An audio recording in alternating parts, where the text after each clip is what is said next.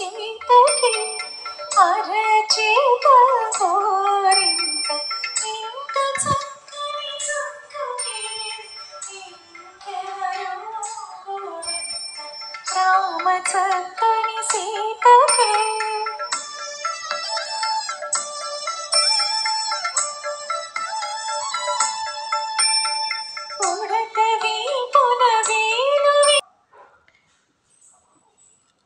Hi friends, ఇది నేను ఇంట్లో ప్రిపేర్ చేసిన గోరింటాకు.